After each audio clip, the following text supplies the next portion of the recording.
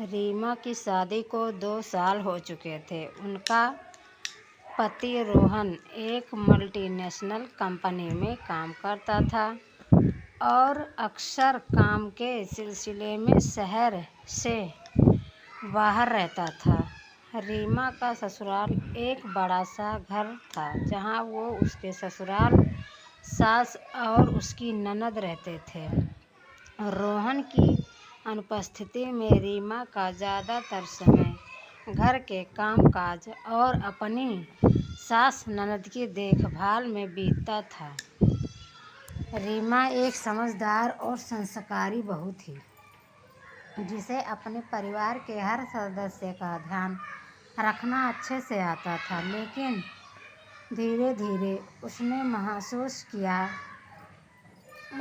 होने लगा कि उसके ससुर राजेश का व्यवहार उसके प्रति कुछ अलग और असामान्य हो रहा है। शुरू में उसने इसे नज़रअंदाज किया, लेकिन जब स्थिति और गंभीर हो गई तो वह असमंजस में पड़ गई। एक दिन रीमा रसोई में खाना बना रही थी, तभी राजेश वहां आ गए। उन्होंने रीमा की तारीफ करनी शुरू की, जो रीमा को असहज महसूस करवा रही थी। उन्होंने कहा, रीमा, तुम तो सच में इस घर की रौनक हो। तुम्हारे बिना ये घर सूना लगता है।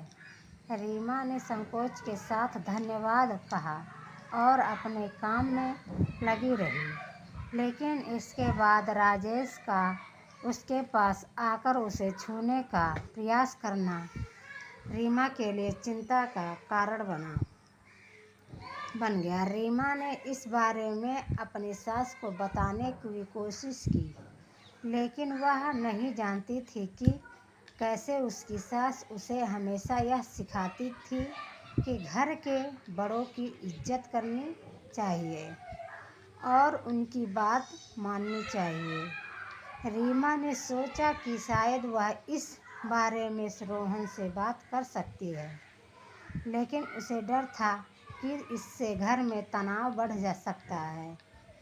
एक रात जब रोहन शहर से बाहर था, राजेश ने शराब पी रखी थी और उसने रीमा के कमरे में घुसने की कोशिश की। रीमा डर के मारे कमरे की खिड़की बंद कर ली और अंदर से रोने लगी। अगले दिन उसने ठान लिया कि अब और सहन नहीं करेगी। रीमा ने अपनी सास को सारी बातें बता दी।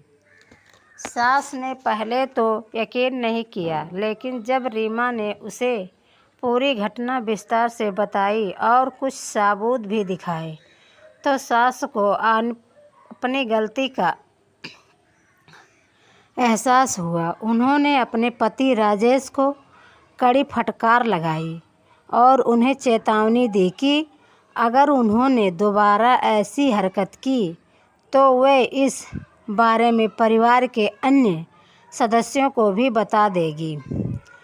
रीमा ने रोहन को भी इस बारे में बताया। रोहन को अपनी पत्नी पर गर्व हुआ कि उसने इस समस्या का साहसिकता से सम्मान किया। उन्होंने अपने पिता से स्पष्ट रूप से बात की और उन्हें चेतावनी दी कि अगर उन्होंने रीमा के साथ दुर्व्यवहार किया तो वे कानूनी कार्रवाई करेंगे। इस घटना के बाद राजेश ने अपनी गलती मान ली और रीमा से माफ़ी मांगी। रीमा ने भी परिवार की एकता और शांति को बनाए रखने के लिए उन्होंने माफ़ कर दिया। इसके बाद राजेश ने अपनी हरकतों पर नियंत्रण रखा और रीमा को किसी तरह की असुविधा नहीं दी। इस पूरे घटनाक्रम ने रीमा को सिखाया कि आत्मसम्मान और आत्मरक्षा सबसे महत्वपूर्ण है और किसी भी परिस्थिति में चुप नहीं रहना चाहिए।